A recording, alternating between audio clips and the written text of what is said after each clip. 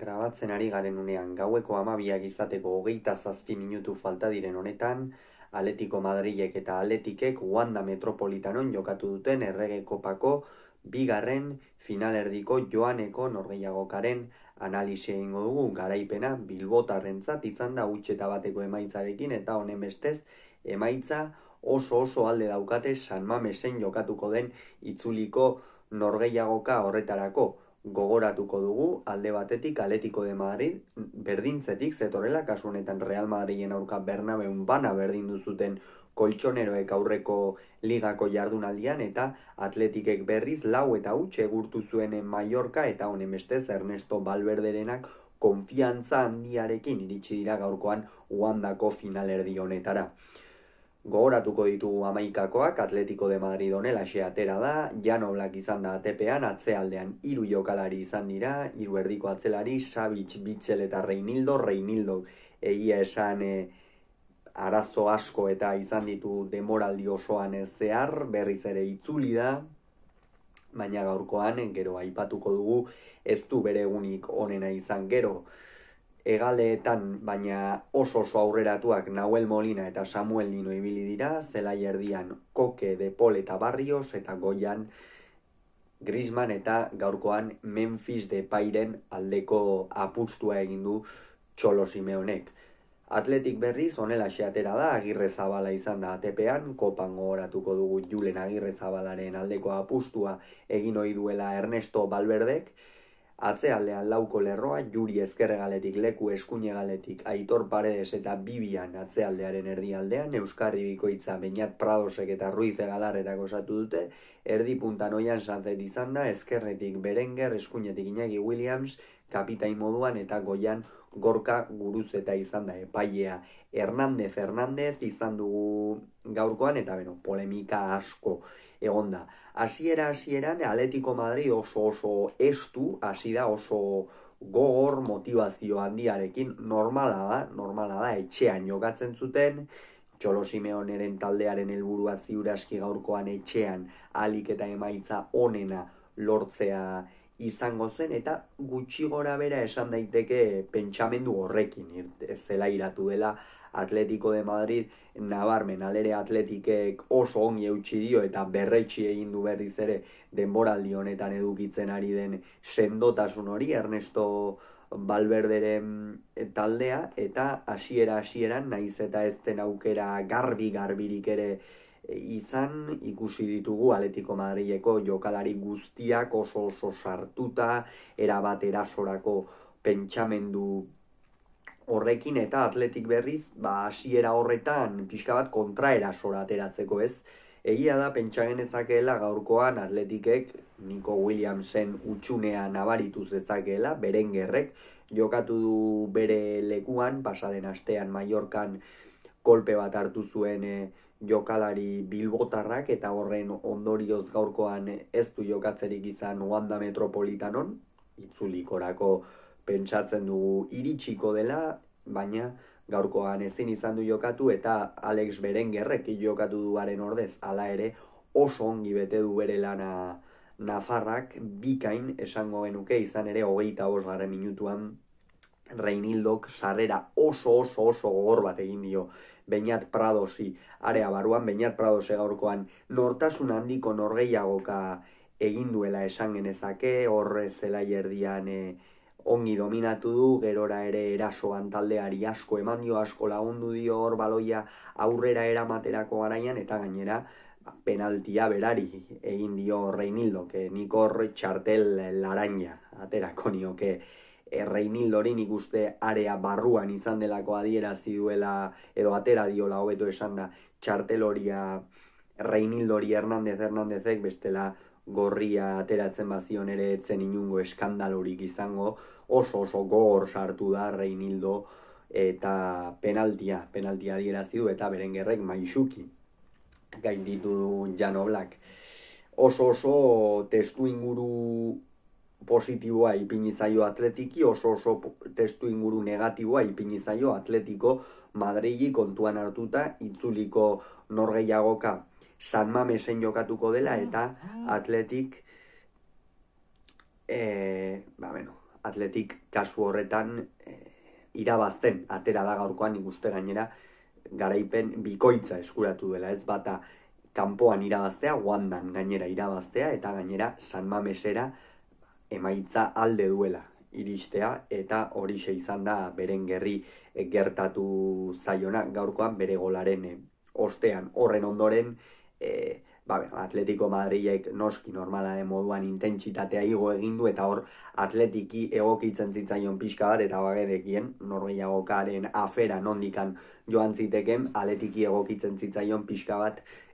atzealdean gehiago kontzentratzea, defentsako lan hori gehixeago egin behar izatea, eta alde horretatik esango nuke oso ongi aritu direla Ernesto Valverderenak denboraldi osoan zehar bezala, oso ongi ari dira funtzionatzen, dena irteten zaie, defentsan ere egon behar denean lan handia egiten dute, oso gol gutxi jasotzen dituzte, eta aukera garbiak ere oso gutxi, eta oso gutxik sortzen dizkiete,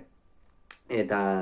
benetan gaurkoan ere hori erakutsi dute, eta horren ondorioz Atletico Madrileko jokalarien eta entrenatzailearen eta guztien frustrazioa igotzen joan da, azkenerako epaileari presio asko sartu diote, baina ez da hori nahikoa izan Atletico Madrilentzat norgehiagoka berdintzeko, eta lehen zatia pixka bat joera horretatikan joan da, ez da, Atletikek gola sartu duenetikan defentsan irmo mantendu da, ez du erasorako helburu itxurik izan, ongi presionatu dute, goian presionatu hartzutenean, beste aukera bat ere izan dute gainera, hor Williamsek momentu batean Reinildori kendu dion baloi hori, baina azkenerako ez du burutu. Eta bigarren zatian jada Atletico Madrilek lehen aldaketa egin du, Reinildo kendu du, Hermoso sartu du, eta erabat zentzu guztia izan duen aldaketa, batez ere Reinildo alde batetik lesio luze batetik dator, Iñaki Williams izan du bere aurrean, jokalari oso azkarra edozein momentutan lerro guztiak hautsi ditzakeena, eta Mario Hermoso sartu du, errendimendu ona ematen ari da aurtengo denboraldian jokalari madrildarra, sasoi batean espainolen ibilitakoa, eta Hermosorekin jada taldeak gora egin beharra zeukan, berdintzeko gola ezinbestean sartu hartzuen, eta alik eta azkarren norgehiagoka irabazten saiatzeko, eta horretan saiatu dira. Valverdek ere nahiko goiztiar egin ditu lehen bi aldaketak, Sanzet eta Guruzeta kendu ditu, eta Unai Gomez eta Villalibre sartu. Zentzua izan duten aldaketak izan dira hauek ere, Oian Sanzet behar bada ez dugu beste norgehiagoka batzuetan ikusi dugun protagonismoarekin ikusi, aukeraren garbirikan ere ez du eduki, baina bere presentzia beti zelaian handia izan ohi da, eta Guruzeta gehiago ikusi du, hor aukera bat izan du, horrez gain asko jaisten zen baloiak eta jasotzera, eta pixka bat Asier Villalibreren sarrera ere horregatikan izan da, ez? Villalibre gorputz gehiago duen aurrelaria da, fisikoagoa esango genuke alde horretatik, eta Unai Gomezek bere kasuan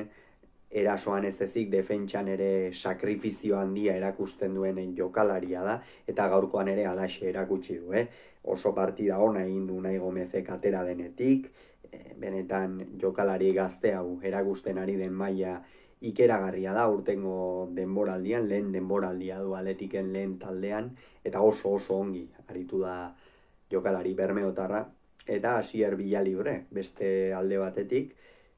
hau ere gaur naiz eta ez duen aukera garbirik izan, bera atera denean jada pixka bat Atletik ere ez zegoen hainbeste golerako edo gola itxuki bilatzen, baizik eta gehiago defentsako lanean kontzentratzen ari ziren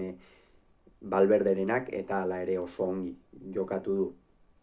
Hortikan aurrera Atletico Madrilek ere jarraitu du erasoan, Atletikek bere kartak oso ongi jokatu ditu, Hernándezek batzuetan jokoa behar bada gehiegi gelditu duela esan daiteke, orokorrean pixka bat eskuetatik joan zaio norgehiagoka, baina azkenerako ez zaio hainbesteraino joan eskutatik, nik uste okerrago ere egin zezakeela, baina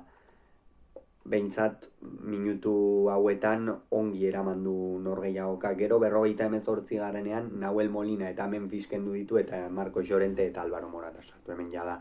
erasora ezinbestean joan beharra zuen Atletico Madrilek, Atletikek oso irmo zegoen atzealdean eta alik eta jokalari gehienek iritsi beharra zeukaten erasora, bestela Atletico Madrilek ez zuen inongo aukerarik edukiko, eta benetan esan dugun bezala lehen zatirikan oso testu inguru zaila ipini zaio talde koltsoneroari kontutan hartuta, eta gaur ere erakutsi dute zurigorriek zenolako defentsa erakutsi duten gerora. Esan bezala, Nahuel Molina partida ona egin du, behar bada noski ez da Lino ezala izan, ez? Samu Lino gero aipatuko dugu, baina askoz ere jokalari erasokorragoa da, berez ere erasoan aritu izan den jokalaria da, bere aurreko taldeetan. Nahuel Molina aldiz gehien bat eskuinegal horretatik atzealdean ibili izan da, naiz eta erasoan ere lan handia egiten duen jokalaria den. Eta Llorente eta Moratak ere protagonismoa eduki du behin baino gehiagotan. Marcos Llorente ere potentzia hori erakutsi du, jokalari oso esplosiboa da, indar handia duena, edozein lekutan joka dezakena. Gaurko kasuan hegalean ipini du Simeonek, bai atzealdeko eta bai aurrealdeko lanak egin zitzan.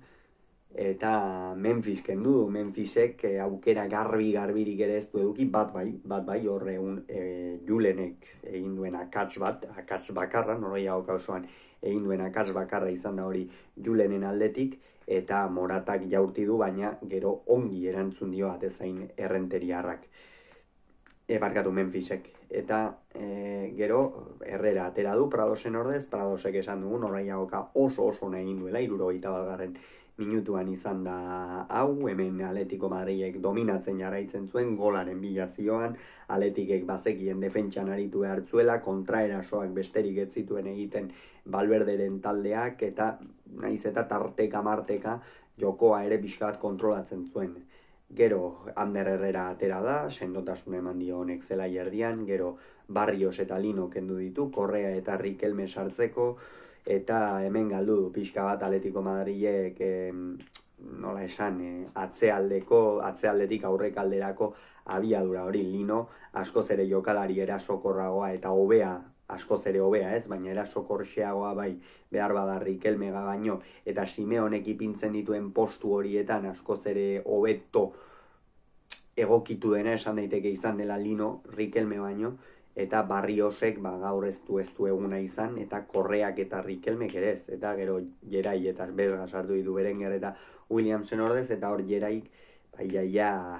penaltia egin du, baina Morata nabarmen jokoz kanpo zegoen. Esan bezala meritu handiko garaipena gaurkoan Atletikek, eta egia esan da kanporak eta oso bideratua dute Ernesto Valverderenek. Hauxe izan da, gaurkoz esan beharreko guztia, hurrengoan gehiago izango zuen, bitartean izan agur.